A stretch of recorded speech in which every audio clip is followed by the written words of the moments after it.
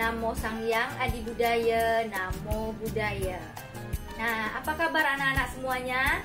Teacher berharap semua murid-murid teacher di SD Manjusri dalam keadaan yang sehat-sehat selalu.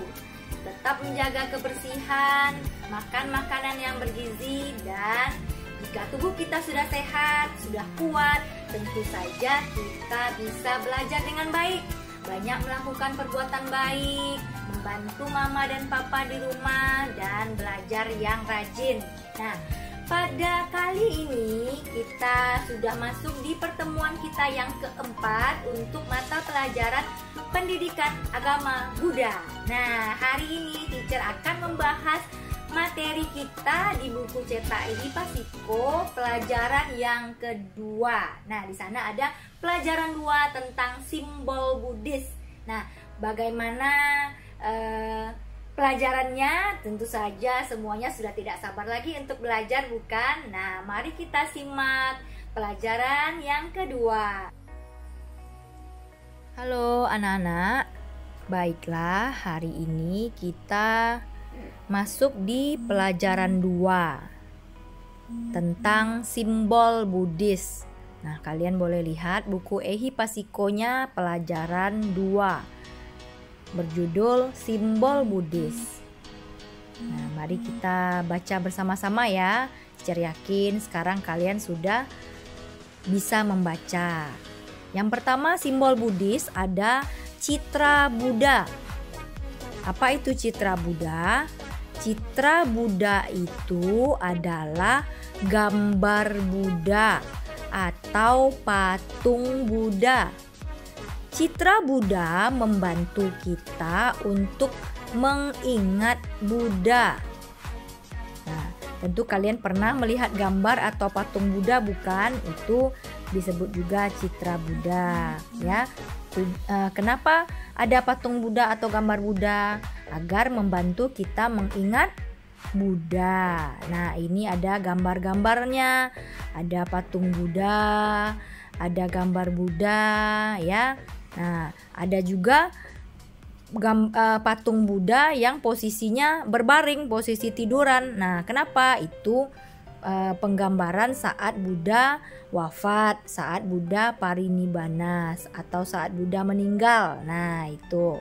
Nah, di bagian atas ada patung Buddha yang di kepalanya ada runcing. Nah, itu biasanya patung Buddha yang terdapat di Thailand. Nah, ini ada juga patung Buddha yang posisinya berdiri.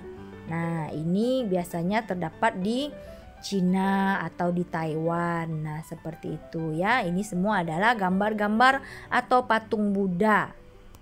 Nah, yang kedua, simbol Buddhis yang kedua adalah roda Dhamma atau roda Dharma, ya. Dhamma M-nya 2 ya, atau Dharma sama ya, itu sama artinya ya. Roda Dhamma melambangkan ajaran Buddha. Nah, ini gambarnya. Ada gambar seperti roda mobil, tapi bukan roda mobil, ini adalah gambar roda Dharma atau roda Dhamma. Yang ketiga, teratai. Teratai tumbuh bersih dan indah di lumpur. Sama seperti teratai, kita harus menjadi orang yang bersih dan baik. Meskipun orang-orang sekitar kita tidak baik. Teratai adalah lambang kesucian. Nah, siapa yang pernah melihat bunga teratai? Nah, mungkin ada yang pernah lihat, ada yang pernah lihatnya di gambar saja ya. Nah, nanti teacher akan tunjukkan gambarnya. Nah, teratai ini bunganya sangat indah, sangat cantik. Nah, namun di bawahnya itu lumpur kotor. Ya, lumpur itu tanah yang basah, itu lumpur namanya ya. Lumpur itu kotor.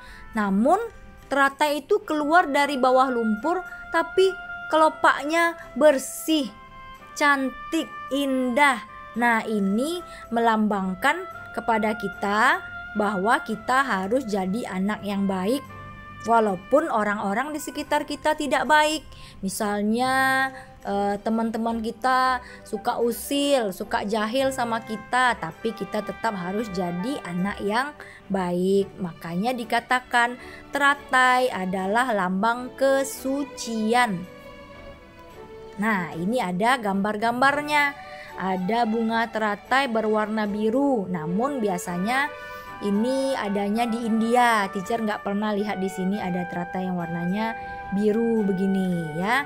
Umumnya teratai itu warnanya putih agak pink. Nah, seperti di gambar kedua, bagian atas ada teratai yang warnanya pink. Ada warna putihnya tapi ada pinknya di ujung-ujungnya. Nah, ini yang sering teacher lihat di sini ya. Dulu di wihara kita ada kolam teratai, tapi sekarang udah nggak ada lagi. Ada pot yang isinya teratai tapi jarang berbunga ya. Nah, mungkin di rumah kalian ada yang punya bunga, pernah lihat bunga teratai, pernah tanam teratai. Nah, lalu juga ada teratai, bunga teratai ini warnanya putih. Nah, ini juga ada, teacher pernah lihat sesekali ya. Terus ada teratai yang warnanya kuning. Nah, mungkin ini di negara-negara lain ya, ada bibit teratai yang bunganya warna kuning. Nah, selanjutnya ada juga teratai yang warnanya agak pekat warna merahnya ya, ada warna merah dan ada pink-pinknya juga sedikit. Nah, ini juga cantik. Cantik ya, bunga teratai indah. Di bawahnya itu kolamnya itu kotor ya, airnya itu lumpur, kotor sekali. Tapi daunnya, nah kalian bisa lihat ada daunnya bulat-bulat begitu, tidak ada kena lumpur, semuanya bersih. Apalagi bunganya sama sekali tidak ada kotornya, padahal teratai itu keluar dari bawah lumpur itu. Nah, ini adalah penggambaran kita, walaupun misalnya kita tinggal di tempat yang lingkungan kita tidak baik, kita harus tetap menjadi anak yang baik. Nah, selanjutnya daun bodi. Nah, daun bodi merupakan lambang kecerahan. Mengapa? Karena betapa Gautama menjadi Buddha di bawah pohon Bodhi. Nah, siapa yang pernah lihat pohon Bodhi? Nah, kalau kalian pernah ke wihara, di wihara Buddha Warman ada kolam kura-kura. Nah, di dekat kolam kura-kura itu ada pohon Bodhi, itu namanya pohon Bodhi. Nah, ini ada gambar di sampingnya. Pohon Bodhi itu daunnya meruncing ke atas begitu ya, itu namanya daun pohon Bodhi. Nah, kalau kita balikkan daunnya itu seperti love, seperti hati ya. Itulah pohon Bodhi, lambang kecerahan ya. Nah, selanjutnya ada gambar tapak kaki Buddha. Nah, tapak kaki Buddha mempunyai arti kita harus menjalani ajaran Buddha. Menjalani dengan bagaimana? Menjalani dengan baik ya. Nah, teacher mau ingatkan kalau kita menuliskan kata-kata Buddha, nah kita harus buat huruf B, U, D, D, H, A. Nah, D-nya ada 2 ya. Itu harus kita perhatikan, itu bacanya Buddha ya. Jadi ada lambang tapak kaki Buddha. Nah, nanti kalau kalian sudah boleh datang ke wihara, teacher tunjukkan di wihara kita juga ada lambang ini. Artinya kita harus menjalani ajaran Buddha dengan baik. Nah, selanjutnya lambang Buddhis atau simbol Buddhis yang keenam adalah swastika. Nah, ini gambar swastika. Artinya apa? Swastika artinya menjadi baik. Swastika juga merupakan lambang keberuntungan. Ya, jadi swastika merupakan lambang keberuntungan. Nah, ini gambar swastika ya. Nah, selanjutnya ada bendera Buddhis. Nah, siapa yang pernah lihat bendera berwarna-warni begini? Namanya bendera Buddhis Nah, coba kita perhatikan warnanya banyak ya. Nah, coba kita lihat. Nah, di wihara biasanya juga dipasang bendera warna-warni seperti ini. Nah, di wihara kita juga ada, di wihara Buddha Warman ada bendera Buddhis. Warnanya macam-macam, warna-warni. Nah, ya.